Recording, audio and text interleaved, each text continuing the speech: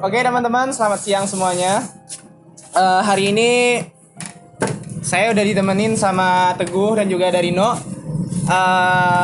temen nanjak kemarin. Nah jadi ceritanya minggu kemarin kami kan udah nanjak Talamau dan alhamdulillah udah bisa turun dengan selamat dan sampai puncak juga.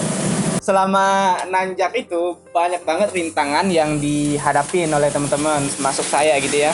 Kayak tanjakan yang super banget dan kayak pacet itu banyak banget di Talamau. Terus hujan yang nggak ada henti-hentinya selama perjalanan kami ke Talamau, tapi alhamdulillah masih bisa sampai puncak dan alhamdulillah juga bisa sampai ke bawah dengan selamat juga. Yang namanya nanjak gunung itu kita nggak bakalan bisa lepas dari yang namanya cerita horor, cerita mistik yang selama kita perjalanan di gunung. Nah begitu juga kami, maksudnya teman-teman saya. Jadi alhamdulillah saya pribadi untuk selama nanjak Talamau kemarin saya nggak ada digangguin gitu ya, ataupun diusilin oleh makhluk-makhluk yang spiritual seperti itu.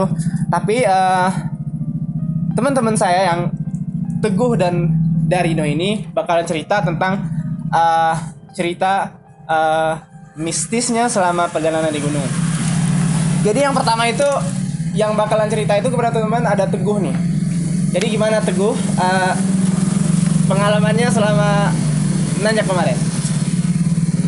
Baiklah, sedikit sharing kepada teman-teman semua. Pengalaman mistis yang saya alami itu udah mulai dari pos 1 mau sampai pos 2 sih. Pas mau nanjak nih. Iya, pertengahan jalan dari pos 1 ke pos 2.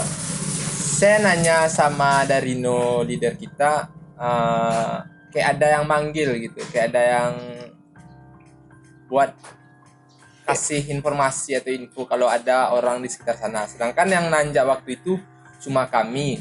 Ada sih rombongan yang lain, tapi udah dulu sampai ke sekitaran pos 3 atau pos 4. Jadi pas saya tanya sama Darino, dah itu siapa? Katanya cuma udah biarin aja, nggak usah dihirauin. Takutnya nanti ada hal-hal aneh kalau semisalnya kita dengerin atau kita ikutin perintahnya gitu. Jadi pas ingat pesan dari No tersebut, saya lanjut ke jalan pos 2 ya. Sampai pos 2 sih masih aman-aman aja. Pas mau jalan lagi nih dari pos 2 ke pos 3 ya. Dengar lagi kayak ada yang manggil. Masih dengan manggilnya gimana nih? Kayak oh ya gitu, tapi dengan kayak suaranya tuh kayak apa ya, kayak beda lah sama manusia biasa yang manggil gitu. Itu kayaknya yang orang bunian itu deh ya. Jadi yang kalau pas dari pos 2 ke pos 3 nih nggak cuma kami berdua sama Darino aja sih yang dengar, ada teman lagi. Jadi ceritanya dari pos 1 ke pos 2 ya cuma kami kamu sendiri yang dengar? Enggak, berdua sama Darino. Oke. Jadi dari pas selesai istirahat ngemil di pos 2 dan lanjut dari pos 2 ke pos 3, ada teman satu lagi Entong, Ayat. Ayat juga dengar gitu. Tapi karena ingat pesan di bawah sama Darino, jadi kami nggak hirauin gitu, cuma lanjut jalan aja sih lagi, nggak sampai pos 3 udah aman-aman aja sih, nggak ada kedengaran apapun gitu. Emang kalau harusnya ada ya, kalau emang ada yang kedengeran itu nggak usah dihirauin gitu ya? Emang ya. Dia sifatnya mistis orang bunyian ini, dia suka menyesatkan karena kita kan sering mendengar orang memanggil. Jadi kita merasa udah dekat dengan pemukiman warga di sana. Sementara tidak ya. Sebenarnya dia hanya mengundang kita untuk ke tempat dia dan disesatkan gitu. Akhirnya udah habis itu pergi gitu ya. Habis itu pergi dia. Udahlah, kita sesat. Oke, terus gimana Gu? Kalau berarti udah nyampe pos 3 nih. Iya. Nah, kita kan ngecamp tuh. Terus apa lagi?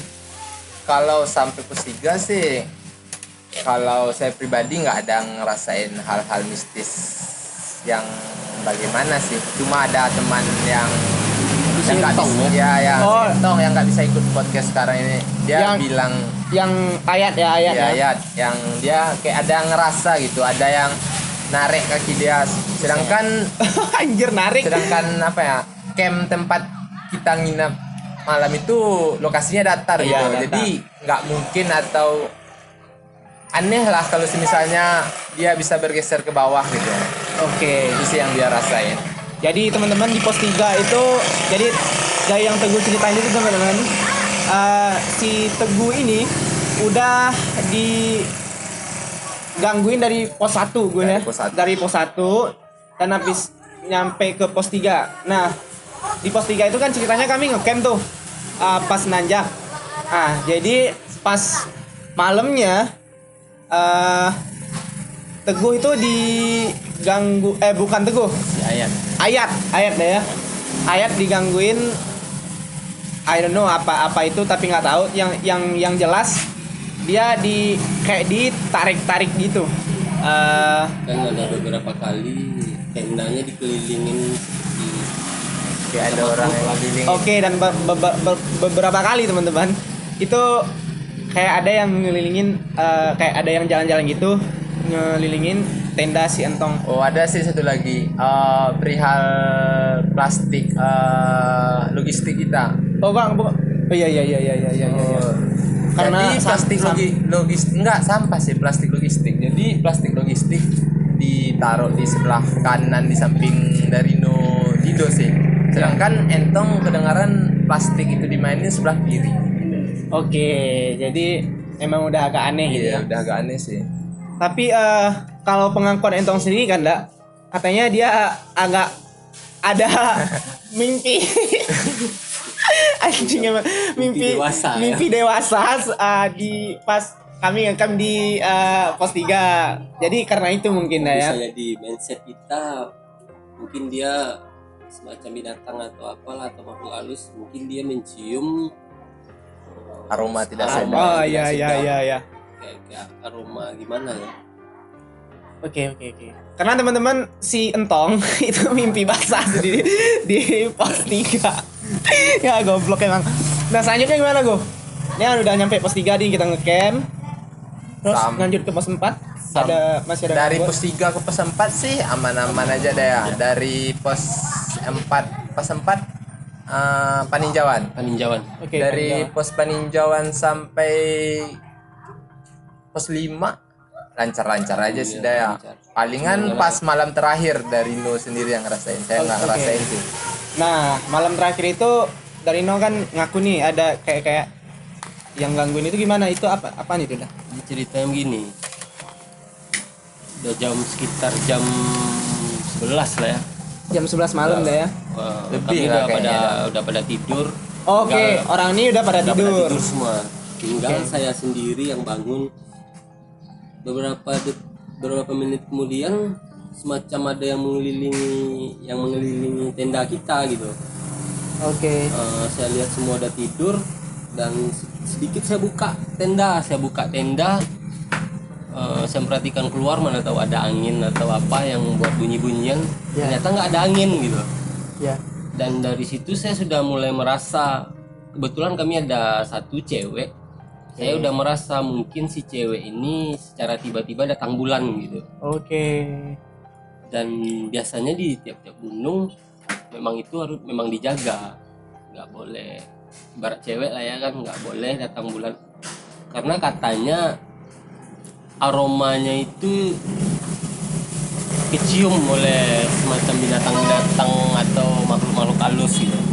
Oh, jadi pas malam terakhir itu udah dengerin ada yang kayak ngelilingin Ngelilingin tenda kita sama Udah kayak beberapa di pos 3 gitu kan. Dan udah berprasangka nih langsung merasa ke si Dila, Dila. PTW Dila namanya teman-teman, yang cewek yang ikut nanya kemarin, Dila halangan, dan ternyata itu benar. Dan ternyata benar teman-teman. Jadi itu pesannya, kalau mau ke gunung untuk cewek harus dilihat siklus menstruasinya. harus dijaga.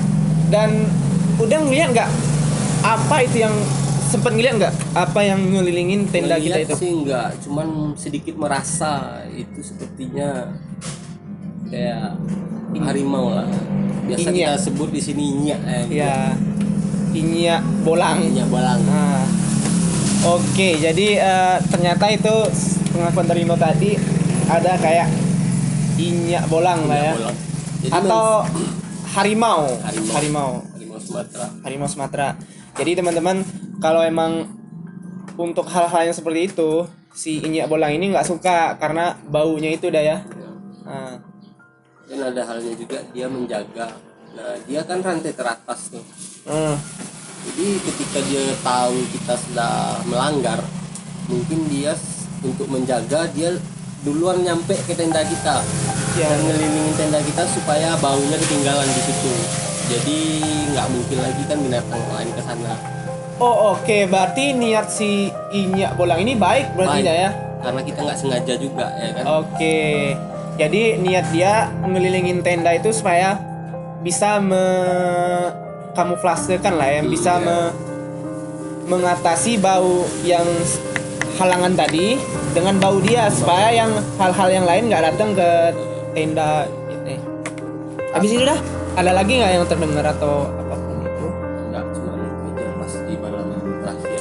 Oke, malam terakhir kalau untuk Tarino. Kalau Tapi sebelum kita nanjak kan di pos 5 nih di Garuda Putih dah namanya. Raja Raja Wali Wali Putih, Putih. Raja Wali Putih. Pas sehari sebelum ke puncak, pas kita ngecamp di Raja Wali Putih, Ya. ada teman satu lagi, Prasetyo, Tio. Dia ngerasa udah ada yang pas kita tidur siang. Saya dari Rino sama Ayat yang tadi yang ngerasa. Itu udah siangnya ya. Ya udah siang. Oh, pas itu kami ke Udah puncak. juga, iya, Oke, kami puncak dulu. puncak. Jadi Kami puncak dulu. pas waktu itu pas kami tidur siang nih, saya dari Rino sama Entong. Jadi Tio ini nggak ada bangunin kami gitu, dan nggak ngajak ke puncak. Jadi kami ngerasa Ya. aneh lah gitu. Sedangkan dari bawah sampai pos 5 masih kompak-kompak aja. Jadi Oke. takut ngerasa ada yang salah atau apa-apa gitu. Jadi dia nggak ada kasih penjelasan si Dio gitu tentang kenapa dia nggak bangunin dan berangkat ke puncak sama teman-teman yang lain. Jadi pas dah sampai di bawah pas malam Selasa, Enggak Jumat. malam Jumat. Malam Jumat. Malam Pas Jumat. sudah sampai malam Jumat di bawah, barulah dikasih tahu kalau dia kayak ada yang ngerasa aneh gitu di tenda tempat kami ngecamp. Oh, tenda kalian ya. Ya, jadi karena takut terjadi apa-apa, baik sih niatnya nggak ngajak kami ke puncak. Supaya enggak. Ya, nggak terjadi hal-hal aneh. Oke. Jadi dia udah merasa gini. Dia udah ada ngerasa hal-hal aneh gitu, kayak yang dirasain dari Rino gitu. Oke. Kayak tenda itu udah dipantau lah gitu. Jadi ya itu sih yang dirasain teman-teman yang lain selain iya. kami gitu. Tapi yang paling banyak itu emang Ya eh, saya sendiri sih gitu. kamu sama Darino dah ya. Nah, itu kan hari terakhir itu ya, udah kita juga udah ke puncak teman-teman. Mulai foto-foto juga udah banyak banget fotonya. Dan akhirnya hari Jumat dah ya, hari Jumat pagi sekitar jam 11 Ya. pagi kami turun, habis sudah makan juga. Nah, di perjalanan turun itu tuh ada juga yang hal-hal mistis yang terjadi, kata teman-teman nih. Kalau alhamdulillah Di situ puncak. ya, kalau emang puncaknya itu emang pas kami mau turun teman-teman, itu udah banyak banget hal-hal yang terjadi, hal-hal mistisnya. Tapi alhamdulillah nih, saya pribadi alhamdulillah emang nggak ada digangguin sedikit pun.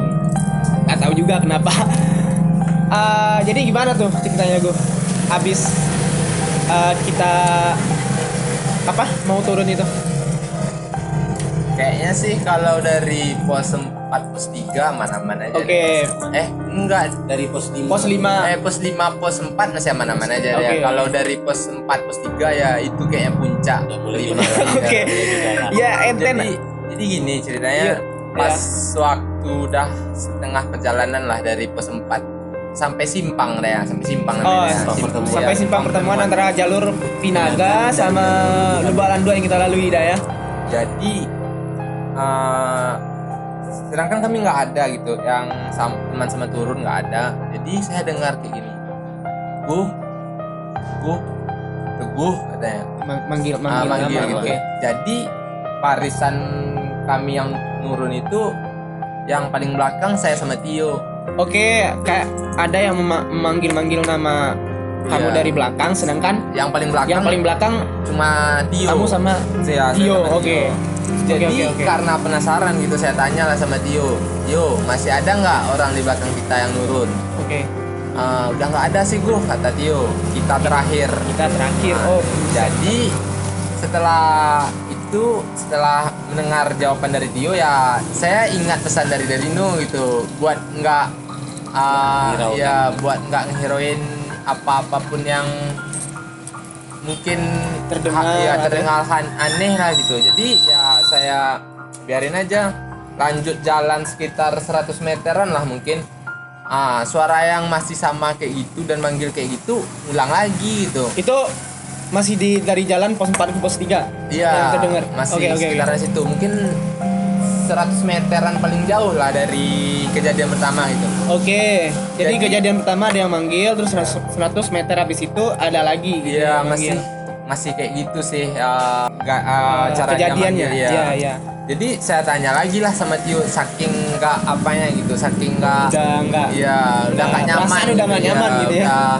Pikiran saya udah ke-trigger buat mikir aneh-aneh gitu. Iya, Jadi tapi takut buat nyampein sama teman-teman yang lain. Mungkin kalau misalnya saya sampein, takutnya nggak bisa nanjak turun, sedangkan logistik kita udah habis gitu. Jadi Takutnya buru-buru nanti karena udah ketakutan, terjadi apa-apa. terjadi apa-apa, sedangkan kita pas turun itu kan dalam keadaan hujan gitu. Iya, Jadi hujan licin lebat. otomatis. Iya.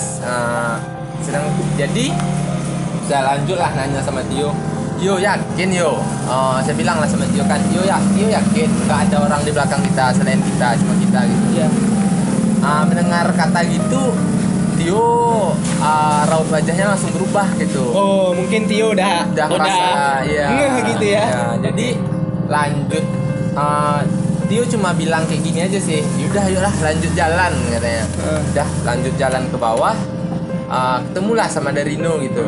Oke. Langsunglah bilang sama saya bilang sama Derino, ada sih yang mau diomongin tapi nantilah sampai bawah. Mungkin Derino sampai omongan saya di situ udah paham sih apa maksudnya gitu. Jadi pas sudah sampai pos 3 nih, ada kayak hutan apa ya? Hutan lumut.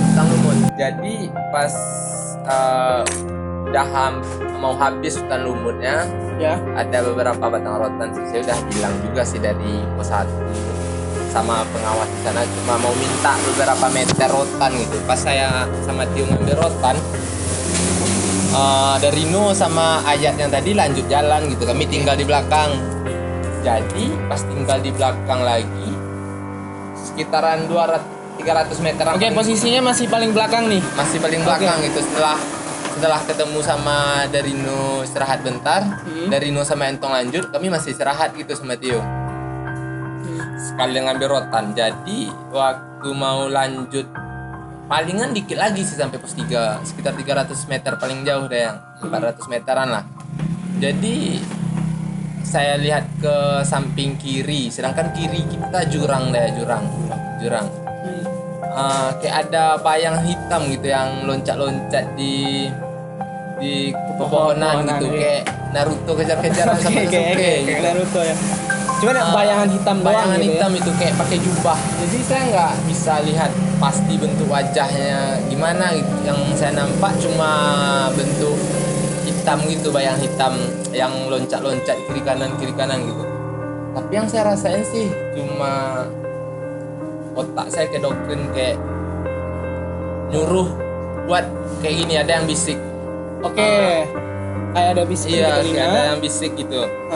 Gue katanya jalan ke kiri aja lah, katanya belok kiri lebih dekat katanya. Oke, dengan bahasa Minang berarti. Iya, dengan bahasa Minang. Jadi saya pikir lagi gitu, sedangkan kiri saya itu jurang gitu, nggak mungkin saya pakai logika, nggak mungkin gitu, tapi sedangkan gimana ya, Emang iya, kedengeran gitu ya. kedengeran gitu, tapi saya sendiri sih yang dengar. Teman saya yang di belakang Tio nggak ada sih, dia cuma fokus buat jalan dan liatin injakan dia gitu karena dingin, ya karena licin juga. Jadi yang dengar itu belok kiri lagu itu ya cuma saya sendiri gitu, sedangkan saya lihat ke kiri itu jurangnya dalam gitu. Jadi ceritanya dari pos 4 itu udah ada yang manggil-manggil nama, Iya. nama kamu ya, Teguh, dan akhirnya ketika mau nyampe ke Pos 3. pos 3 itu udah nyuruh bisikin untuk jalannya itu ke kiri, Iya, padahal di kiri itu jurang. Jurang gitu. Jadi ini kan udah denger nih dari Teguh nih, kayak ada yang manggil-manggil itu sebenarnya apa itu Bang? Karena udah pengalaman gitu. Itu sih sebenarnya sama sosok Bunyan tadi. Sosok Bunyan itu tuh cuman dia semacam makhluk gaib, cuman dia menyerupai manusia kerdil, itu lebih rendah. Oke. Nah, Oke. dia itu memang usil. Mungkin kebanyakan orang hilang dari gunung bisa juga dia penyebabnya, seperti dia nyuruh Teguh tadi, memaksa si Teguh, membisikkan ke Teguh supaya belok kiri. Belok Jalan kiri kiri dia. lebih dekat, Ya. padahal jalan kiri itu jurang. Heeh. Jadi berkemungkinan kebanyakan yang hilang di gunung memang beberapa disebabkan dia juga. Pengaruh si Bunyan ini kita deh. mendengarkan dia. Nah, kita kan belok kiri. Hmm. Tahu-tahu kita jatuh ke jurang ya kan. Memang makhluk usil juga sih Bunyan tuh. Itu dari pos 3. Memang makhluk Bunyan ini kita emang harus hati-hati Harus deh. hati-hati. Oke. Dia emang suka usil. Terus gimana Gu? Ya, bayangan hitam tuh ngikutin sekitaran 100 meteran paling jauh lah. Lumayan jauh ya. Oke. Iya, lumayan jauh sih. Waktu saya lihat ke kanan masih nggak jalan sih, masih hutan gitu, hutan yang Hutan lumut tadi. hutan lumut yang jalannya masih aman, nggak ada jurang gitu. Saya lihat ke kanan, ya itu saya nampak lah inyak balang kalau Oke. bahasa Minangnya gitu. Iya, bolang Jadi- alias harimau tadi. Iya, harimau Iya. Sumatera. Jadi saya lihat itu kayak sekitaran jarak 3 meter paling jauh gitu. Dekat ya. Dekat. Jarak 3 meter paling Iya. jauh sama kamu gitu ya. 3 meter paling jauh. Buset. Mungkin itulah harimau yang paling dekat selain di kebun binatang yang saya lihat gitu, yang Pengalaman luar Iya. biasa. tapi waktu saya lihat dia gitu, dia natap gitu, tapi nggak dengan tatapan Yang kayak marah gitu mencekam ya? gitu, marah gitu. Ah. Jadi pas jalan udah mau nyampe pos 3 nih, sekitar dekat lah lagi, udah sekitaran 100 meteran lagi, saya lihat ke kanan lagi nih, ke Inyak tadi. Jadi nggak tahu kenapa mata saya nuju ke atas tadi, ke bayangan Bayangan hitam. loncat-loncat, Iya, iya. Pas saya lihat ke bayangan, setelah lihat Inyak tadi nih, Heeh. bayangan itu kayak menjerit gitu, loncat ke jurang gitu, kayak orang Ketakutan. Iya, ketakutan gitu, terbang menjerit gitu ke jurang itu.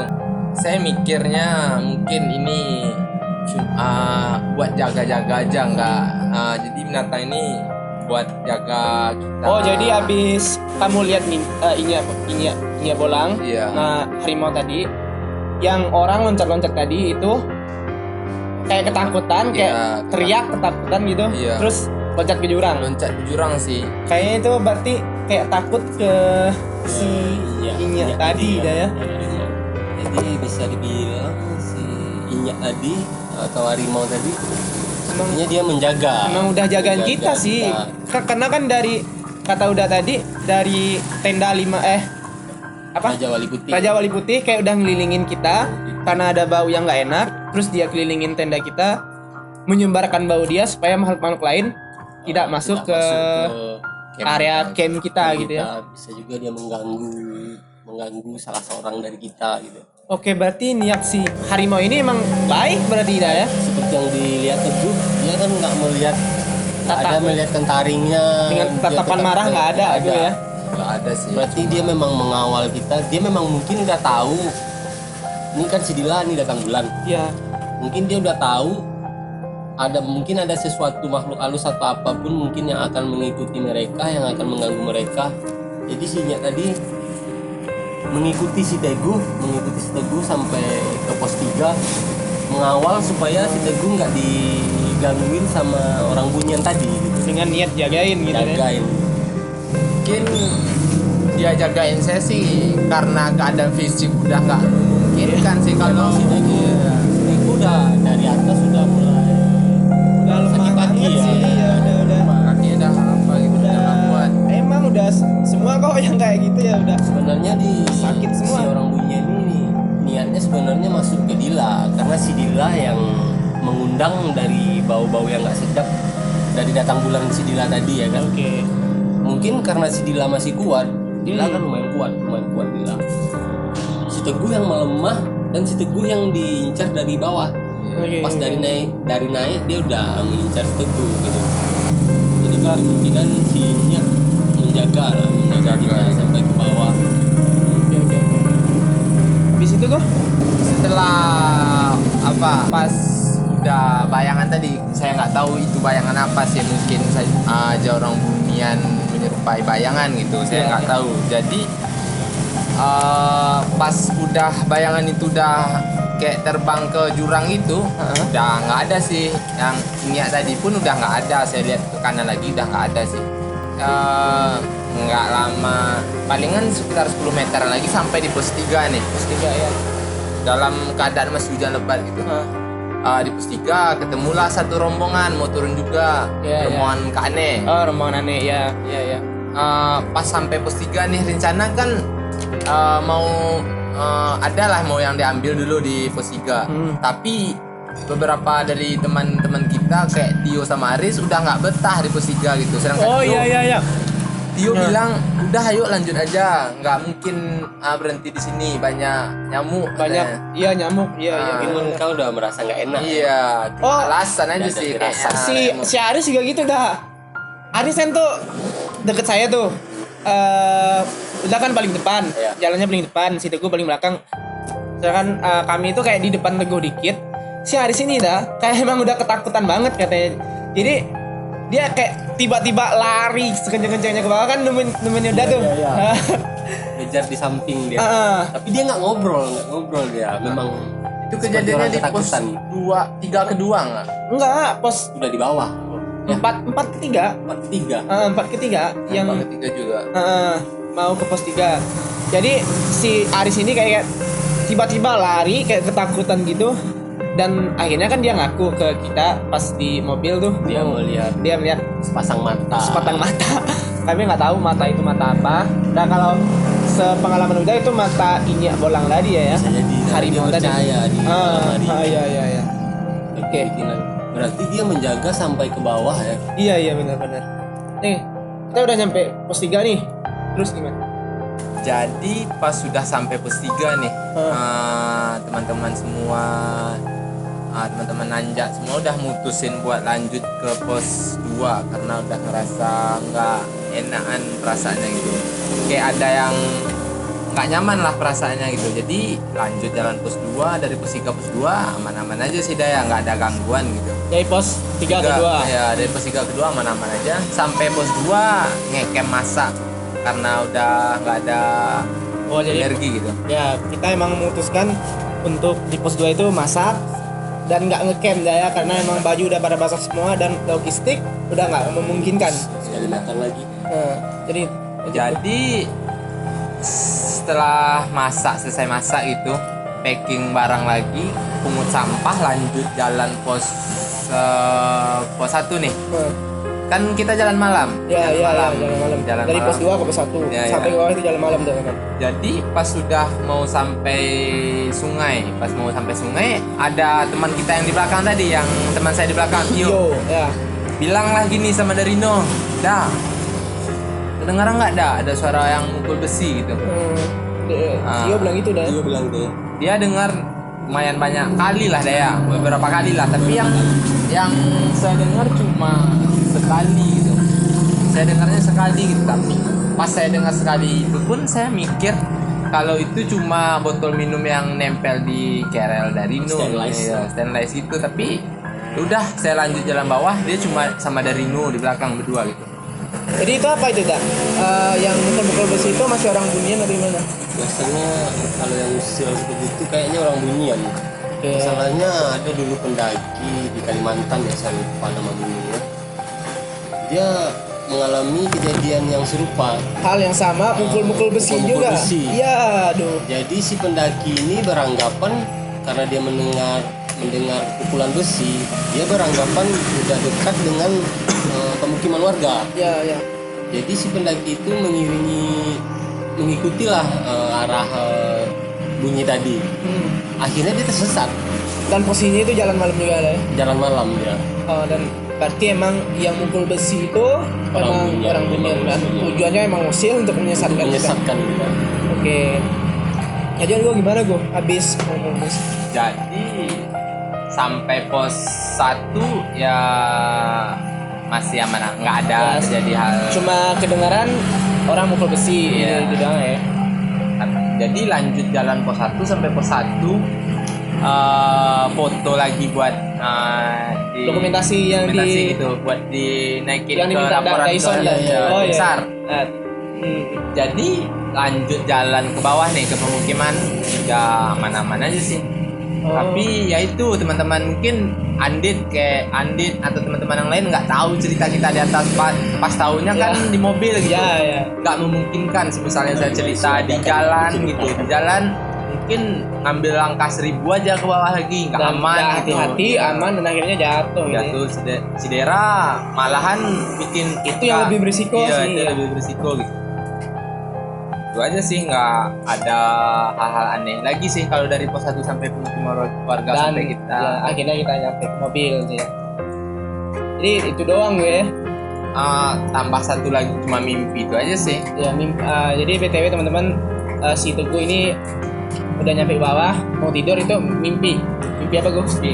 Kan kita sampai di kampung nih, di rumah Ya, sekitar di jam 1-an. Ah, Jadi pas sampai jam 1-an di rumah, bersih-bersih badan, makan segala macam lah. Hari udah jam 3, lanjut tidur. Pas itu saya dapat mimpi lah gitu. Kayak ada orang besar gitu, udah berjubah besar tapi munggung sama saya, nggak natap gitu.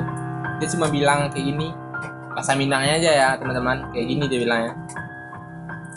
Ada dari kawan-kawan yang menggadang nanjak ke gunung, sombong. Oh, iya.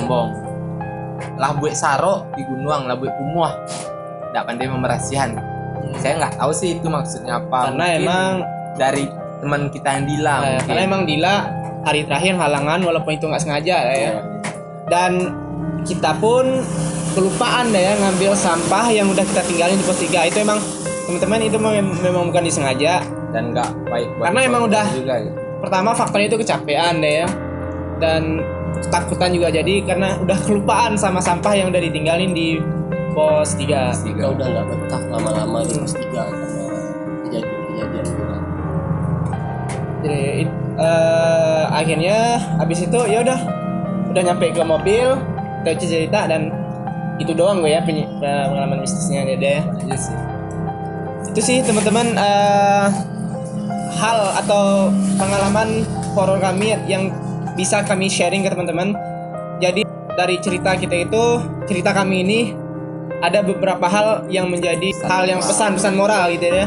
Yang pertama, teman-teman itu jangan tinggalin sampah apapun itu deh ya. Mau sampah plastik atau sampah apapun itu harus dibawa pulang balik lagi gue ya. Dan emang kalau kedengeran suara-suara yang manggil-manggil kayak yang Teguh bilang tadi teman-teman, itu jangan didengerin dah ya, jangan didengerin karena itu emang makhluk yang usil banget, emang mau nyesatin kita dan akhirnya setelah kita nggak tahu jalan lagi mereka tiba-tiba hilang dah ya. Pergi dan emang tujuannya untuk menyesatkan kita doang. Dan untuk teman-teman cewek yang mau mendaki harus diperhatiin juga siklus menstruasinya dan siklus halangannya karena ya kayak yang terjadi tadi, makhluk-makhluk di gunung itu emang nggak suka bau sama bau yang kita dia suka bau yang buruk itu. Oh iya, karena dia suka bau yang buruk itu dia datengin kita. Jadi untuk teman-teman cewek yang mau menanjak gunung apapun dari manapun itu dah ya, harus dilihat siklus menstruasinya, itu harus dilihat kapan menstruasinya. Jadi diatur bener-bener diatur itu waktunya. Dan kalau emang nggak sengaja gitu ya mau gimana lagi dah ya. Sudah di luar Dan kemampuan kita. ya udah kemampuan kita, dan insya Allah kalau emang nggak sengaja ada yang jagain dah ya, kayak si Nyak Bolang tadi emang niatnya emang untuk jagain kita teman-teman. Jadi apalagi pesan moralnya gue? Cuma itu aja sih. Cuma satu lagi, harus jaga adab dan etika aja deh ya. Iya. Kayak ngomong-ngomong kotor semisalnya Itu nggak boleh. nggak boleh gitu. Kalaupun mau ngomong kotor ya udah habisin di bawah dulu deh sampai habis gitu. Buat 2 hari ke depannya gitu. Ngomong kotor puas-puasin dulu di bawah. Pas sampai di atas nanti nggak ada ngomong-ngomong kotor lagi gitu. Ya udah, pesan moral dari udah itu apa dah? Kalau bisa ada dari teman-teman yang biar naik gunung, usahakanlah jangan jalan malam Oke. karena kita nggak tahu keadaan gunung apapun, Dimanapun terutama itu. dimanapun itu, terutama Talamau. Sama emang Talamau dia memiliki hutan masih asri dan masih hijau, belum beberapa terjamah. iya. Ini sangat berisiko bagi kita jalan malam. Selain hal-hal misi tadi, jatuh ke jurang itu bisa terjadi banget ya kalau emang jalan malam kan penglihatan kita terbatas ya. Terbatas. Jadi kalau kita kemarin itu karena terpaksa emang udah nggak bisa lagi, udah emang jalan terbaiknya itu tetap jalan walaupun di malam ya. Malam Jadi itu sih teman-teman ya, beberapa hal atau pengalaman yang kami dapat sharing ke teman-teman semua. Mudah-mudahan bermanfaat untuk teman-teman, apalagi yang mau nanjak Gunung Talamau khususnya, karena itu Talamau udah indah banget ya. Sumpah luar biasa. Di luar kejadian mistis gitu. Iya, di luar. Sorry teman-teman, kamera gua tiba-tiba mati. Tapi yang paling penting, inti dari video ini udah gue sampein. Terima kasih buat yang udah nonton. Jangan lupa like, comment, and subscribe, dan share video ini.